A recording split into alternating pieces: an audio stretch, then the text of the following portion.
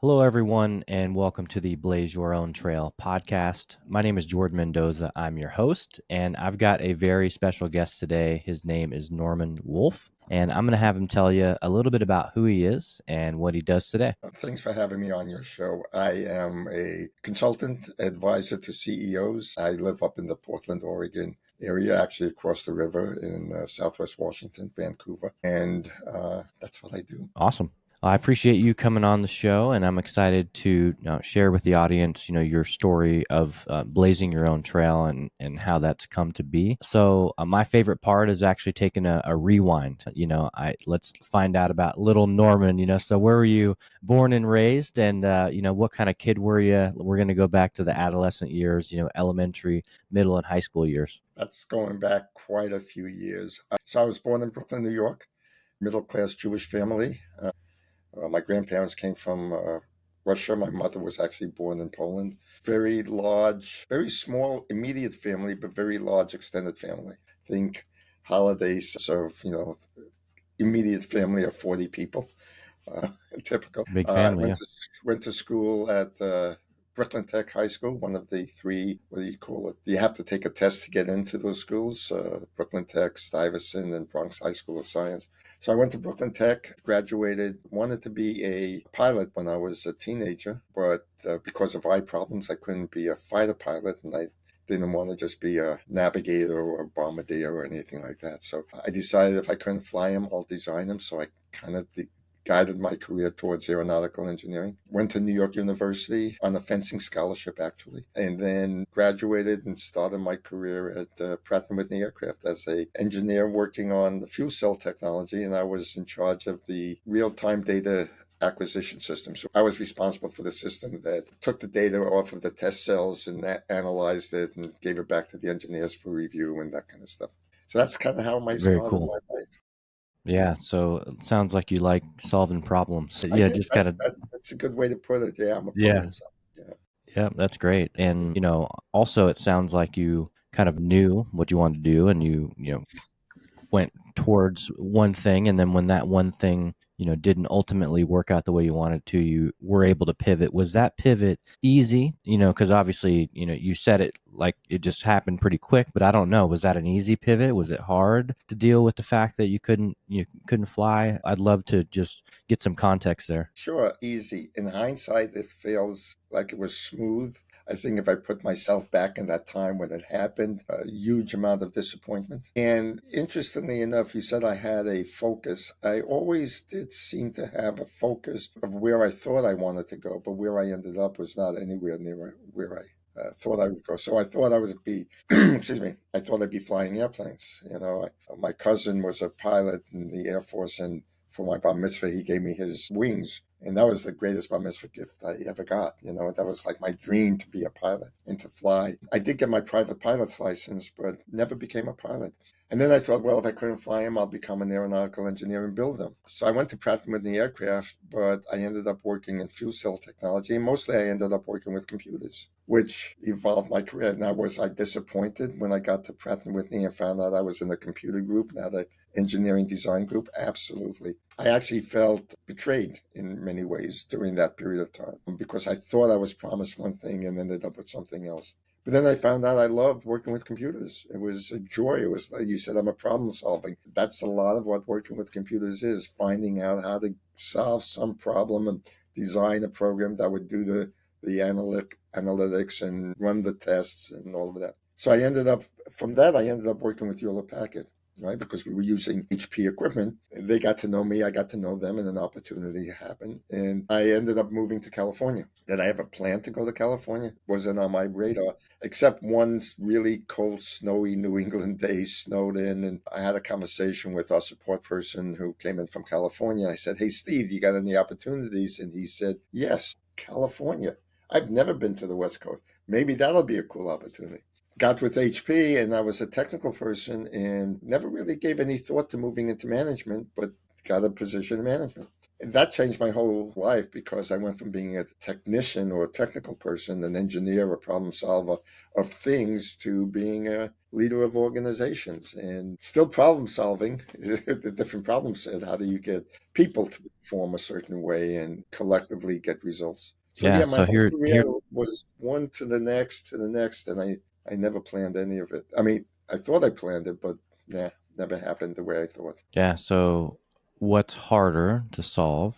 Computers, systems, processes, or people? As in all problem solving challenges, the key to being able to solve them is to have a deep understanding of what the dynamic forces are that you have to play with. People aren't really that difficult if you really come to understand what drives us, what makes us tick, and how we perform and why we perform, which I spend really most of my life trying to figure out the answer to that. Things are easier because, they follow certain physical rules. People follow some physical rules, but mostly you might call it psychological or psychospiritual rules. But there are rules, and they do affect us, and it does drive how we perform and behave. Yeah. Yeah, I would say people are, they are, you're able to figure them out, but it's not an easy feat, especially Well, with, multiple, I mean, you have different personalities, you have different backgrounds, different cultures, different, all the things and possibilities of being different. And I think the reason why I say that is the last 3 years I've been doing business out in Europe. So Belgium, France, oh, sure. Netherlands, it's people are people, but it's different cultures, different communication styles, different interpretations of that communication style. So I've learned, the hard way on a few occasions, that, hey, well, I guess I can't say that, or maybe that's not the right thing, right? But it's all a process, and we got to figure it out, and we have to keep being active in it. I think here's a metaphor to think about. When we're dealing with things, machines, products, they follow certain rules of physics, and we can design accordingly. And we feel like we have a sense of control over what we're making the thing do. When it comes to people, they also have follow a certain set of rules, but we're not very knowledgeable about what those rules are in the first place. So think of it like we understand the rules of Newtonian physics, but if you try to apply the rules to Newtonian physics to the quantum field, they don't work. And most of our attempts at working with people comes from this, I call it mechanistic or Newtonian or logical rational domain. And we really want to be in control of the situation. The difference is, like quantum physics, there's kind of a, how do I want to say it, a mystical energy that makes things happen that isn't intuitively obvious from the Newtonian logical rational mind. And the other thing about people is you can't make them do anything. You got to work with their power to make choices. And if you know how to work with that, if you know how to work with what are those unconscious forces that drive us to behave, culture, as you mentioned, is one of them. We call it the context field of our being, right? Those belief systems and attitudes. And if you know how to honor that and work with that with people, it's pretty amazing how you can, I'll use the word motivate, but stimulate them to do what's good for the organization, for example, or good for the family, or good for the relationship, whatever grouping you're talking about. They can make choices, and once they know you give them a choice, things begin to gel, and then things begin to happen in a really cool way. Yeah. So the And problem I've is we're noticed, applying Newtonian physics laws to quantum physics reality, so to speak, metaphorically, and yeah, it's that's great. why it's so difficult. Yeah, it's definitely, it's difficult, but it's when you get to the other side of maybe a perceived conflict, it's pretty powerful. It's It's powerful very when powerful. it works, right? When it happens and you see it and you witness it and you're a part of it, and then you're like, wow, what a major breakthrough. That's right. So let's talk about that. You come from a place where you're going to fly planes, and unfortunately that doesn't happen. To now, hey, you want to build them, and then that doesn't even happen. And you're into the system side, and you get good at that, so good that they promote you into management. So now here you are, you're a manager, and you're just like, okay, what am I doing? What am I doing here in management? So talk about that first management role that you had. What was the experience like? Did you get thrown to the wolves? Did you have a good trainer and mentor? I'm just curious, how did that play out? And then where did you go from there? Did you stay with HP for a while? Did you end up going out? going somewhere else? Yeah, so that's a great question. I say with a lot of humility and pride that my first review as a manager was unacceptable in every category. So here I am coming off of being one of the highly recognized systems engineers in not only the sales region I was in, but throughout the country. There were two of us, one on the East Coast and myself, that was considered the top of the cream of the crop. Performance reviews, all positive for the like 3 years that I was with HP. And here I am in my fourth year with HP, and my first performance review as a manager was abysmal. Did I have a good mentor or coach? No, I probably the worst managers for a first time manager anybody could have. He had no idea of how to help me. I mean, it's sort of like, just do it like this. And I'm going, huh? Even so, being a district service manager, which was my first management position, it's a profit and loss organization. So I had my own P&L statement. And I didn't understand profit and loss. I had no grounding in that. I was a technocrat, right? And so he said to me, well, it's just like balancing your checkbook. And I turned to him and I said, what makes you think I balance my checkbook? I mean, literally no connection to my skills, my abilities, no way to coach me. On top of that, I didn't realize it when I took it, but there was a bit of animosity towards me because I came from the sales side of the house and this is the service business. And I didn't grow up in the service business. I wasn't a technician. I couldn't repair computers. And here I am sitting in this interesting position with no support, but I'm a problem solver, like you said. So I was going to go back to being a technocrat again. And a lot of the mentors I had, the general manager of the region, others said, no, Norman, you're going to be one of our top leaders. And I don't know what they saw in me at that time, but they said, you're beginning to show signs, you're turning the corner, hang in there, you'll do really well, and you'll be one of our top leaders. And it turned out to be true. I was one of the top leaders at HP in the sales region. And I was there for 15 years. But it taught me, and it again was a major shift in what I thought I was going to be to what I ended up being, because it put me on the path to really learn how to work with people, which we talked about a little while ago. But it was that first job that was almost a complete failure that actually was the gateway into a lifelong journey. Yeah, that's great.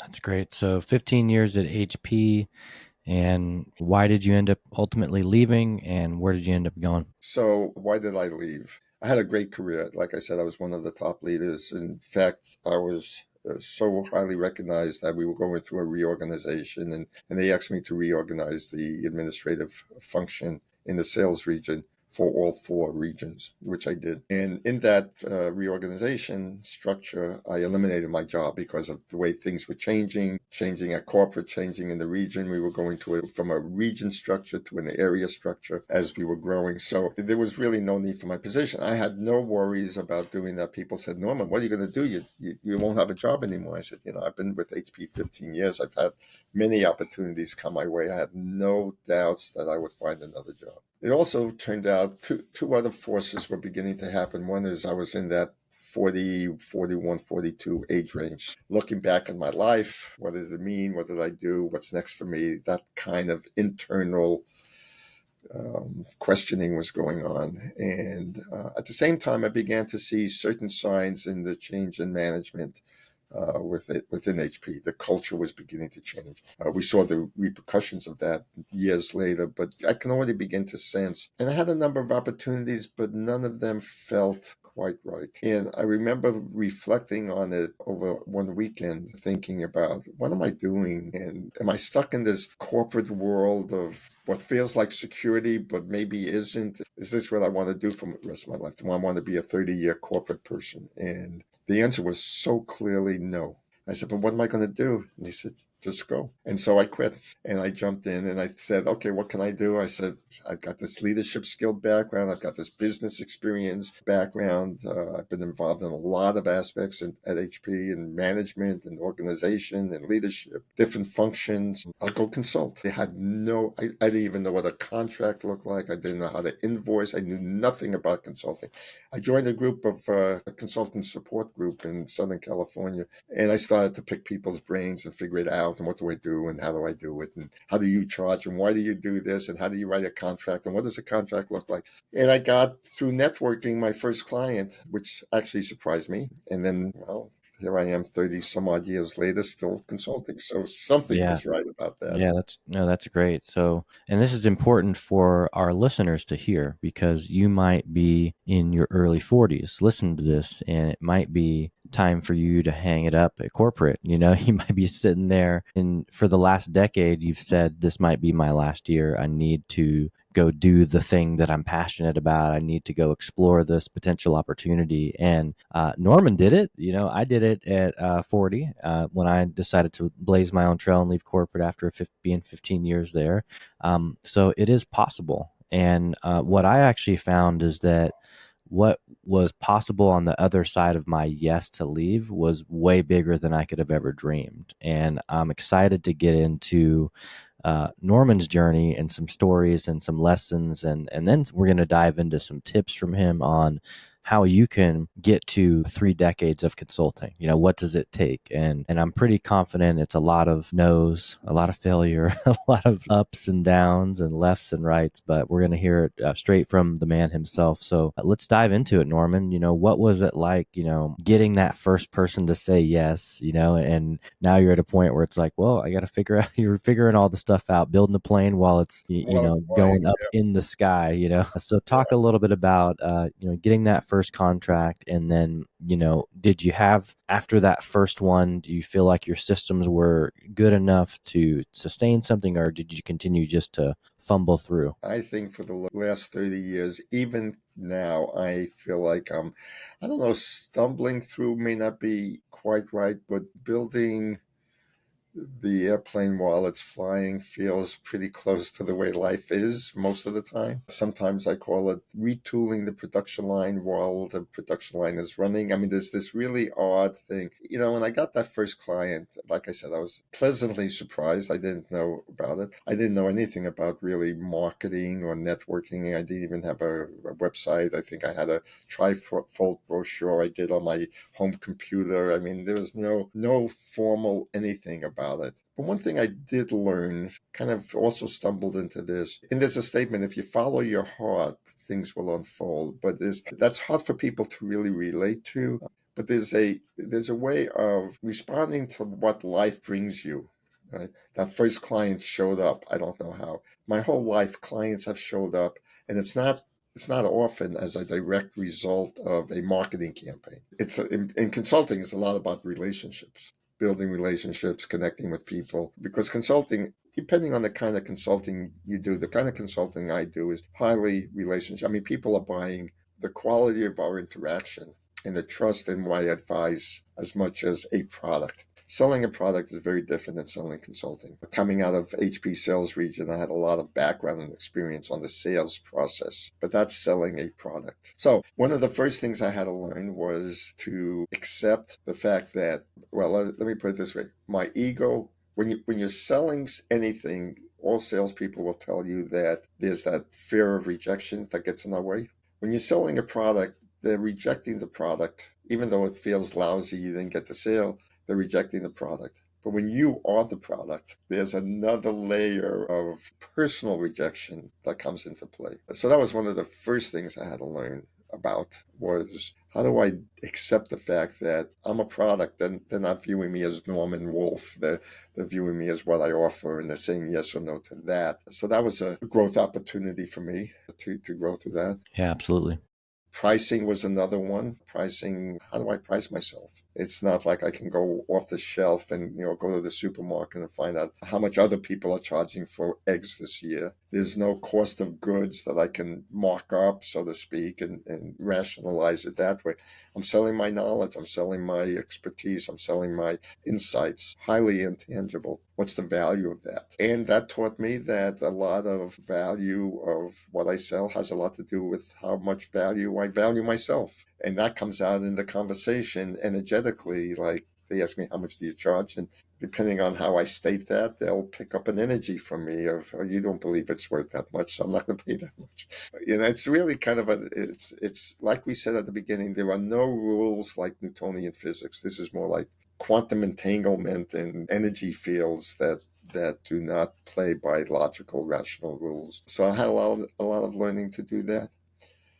I also, throughout my career, went into lots of different areas. Like, should I focus on leadership training? Should I focus on sales? I was in the turnaround management area for a while, working with turnarounds. I was in the mergers and acquisitions for a while. I did a 5 year stint at a startup that was licensing technologies from universities. Each one felt like this is an opportunity I should explore. And so I went down that path. It's sort of like I thought I wanted to be a pilot, and then I wanted to be an aeronautical engineer. It was sort of that continuing to follow that, whether you call it that inner voice or that curiosity or that sense of this is what I want to try next. Not all of them turned into a long term, what you might call my lifelong purpose, but all of them added something to my capability and to my knowledge base. It really wasn't until 2002 when I was refocusing my consulting practice or thinking of what that next twist in the road was going to be. I was talking to the CEO of a company who's I was on their board, and they were a client for many years. So I asked the CEO, "Why do you keep hiring me as a consultant?" And he said, "That's easy, Norman. You help me execute faster."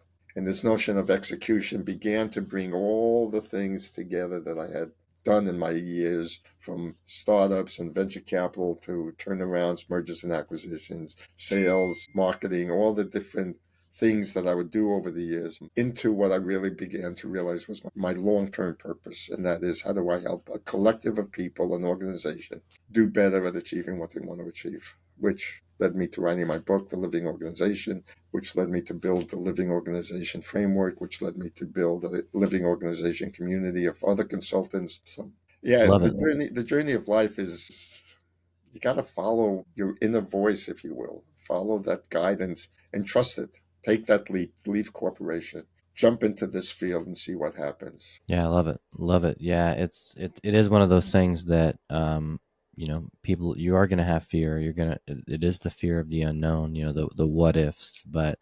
what's exciting is if you got to where you are in your career and maybe it doesn't work out, well, guess what, you still have experience and knowledge and know-how to go back into a career ultimately, right? It doesn't mean that you failed. It means that you actually tried something new and maybe it didn't work. Now what if it did work though? And what if you did have the ability to write a book and create a community of other like minded people and consult around a topic and build a framework? Because, again, you have to remember this, folks. All the things that Norman has built over the last 3 decades have come just, it's intellectual property. He has an information based business. It's him. He is the information. What's important to understand is that he essentially built a personal brand in the consulting space, right? Where everybody knows you. And when they hear your name, they tell you that they execute quicker having you there. And that's something that a lot of people struggle with is execution. A lot of people have great ideas. A lot of people have information that's in a notebook, but actually putting one foot in front of the other and taking action on it is not easy for folks. And so I'd actually love for you, Norman, what are some tips that you can give our audience? Maybe there's people that are just tired. They're like, this is a new year. Like, I don't want to be stagnant anymore. I'm tired of saying that this is the year I'm going to leave corporate. I'm tired of saying, that I'm going to start this side hustle. I'm going to do something that I really love and I'm passionate about. What would you say to those folks, or what maybe 2 to 3 tips could you share to help get them from talking about it to being about it? Well, I love the way you said being about it. There's a part of our framework that I've created that has an element of uh, 3 elements of that help people create results, whether it's an individual or a group of people. And those 3 elements are the activity we do, the relationships we have, and the context we hold. Think of the context as who we are being while we're doing what we're doing. What is the and it's often an unconscious way of being. We don't normally think about who we are being. Are we being kind? Are we being friendly? Are we being scared? Are we being nervous? Is there trepidation going on? And what's behind that? Our context is really, think of it as a set of stories we created in response to life's experiences. And those stories give meaning to it. It's important to recognize that we're making up that meaning. There's no inherent meaning in it, but it's the meaning we give those experiences that frame the behaviors we have connected to those experiences or connected to the stories about those experiences. So experience, we create a story that gives it meaning, we create a behavior that's connected to that that we believe will make us feel safe and or successful. Combine all of those thousands of experiences we have with those thousands of stories, and you can think of it like a psychic DNA, a DNA strand of story behavior patterns that get triggered when an event happens that tells us this is how we're supposed to behave. That's how humans are. That's the human operating system, if you will. So we have to do things. The quality of our relationships either support us or give us energy or drain us. So our relationships. But the most important thing is context. And if I look back at the process I've used that I described, what it really amounts to is I have a sense I want to do something. Like you said, I want to get off the couch. I want to do something.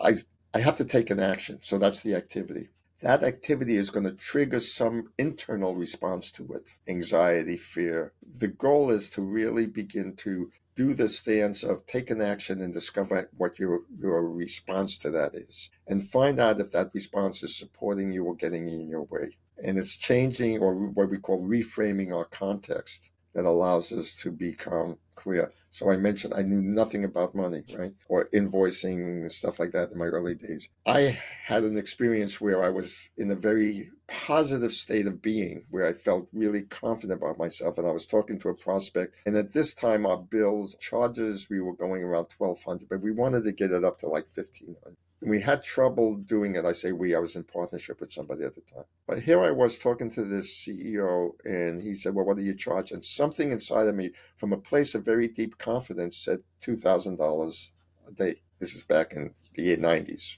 totally different price today. And he said, okay.